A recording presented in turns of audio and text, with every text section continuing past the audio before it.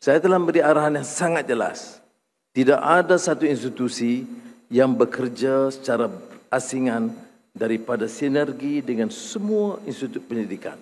Bermakna keberkesanan CRM itu mestilah seperti mana dilakukan, terima kasih Akmal, dengan kerjasama semua institusi penyelidikan dalam negara dan universiti-universiti tempatan.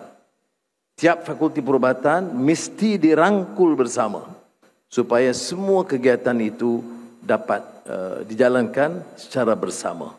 Dengan cara ini, kita akan pastikan hasilnya itu jauh lebih berkesan. Ya. Kita dah lihat hasilnya sekarang. Tetapi kita mahu dalam strategi